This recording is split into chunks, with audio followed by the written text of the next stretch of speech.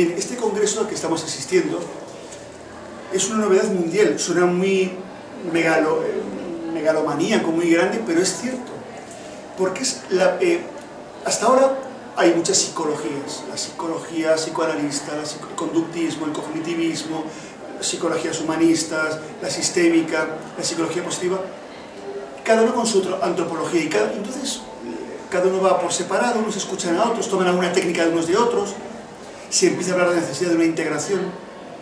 La novedad de este congreso es que la integración solo es posible si aparece una antropología que explique con la mayor hondura posible qué es el ser humano y que le proponga caminos concretos para hacerse más plenamente humanos. Y eso tiene primero, una impronta en la mayor comprensión de quién soy como persona, y segundo, en caso de que no viva como persona todo lo bien que debiera, me da pautas para recuperar ese camino. Y entonces esto ilumina la terapia, porque entonces, primero, el terapeuta ya no es un chamán sanador, es alguien que me terapeuticos, es el que acompaña, es otra persona que me acompaña en mi camino de hacerme persona. Desde esa perspectiva,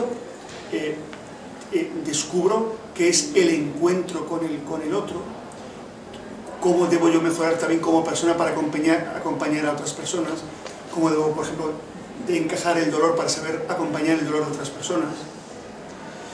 Segundo, ya sé quién es el acompañado.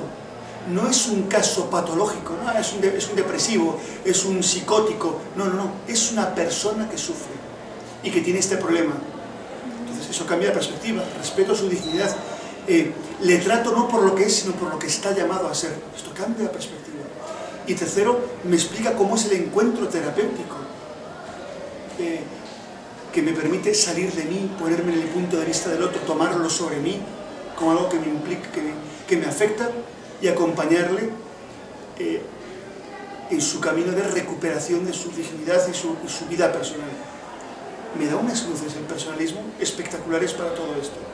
Esta es la propuesta novedosa de este congreso. Entonces, por ejemplo, confluyen la psicología posiblemente más cercana a este planteamiento, es la logoterapia, que ya tiene esta antropología filosófica personalista parcialmente desarrollada y entiende muy bien cómo se lleva esto a la práctica. Entonces, se está dando el encuentro entre los filósofos y psicólogos, otros logoterapeutas, y está surgiendo algo realmente grande que está naciendo de un modo, yo diría casi espontáneo, natural.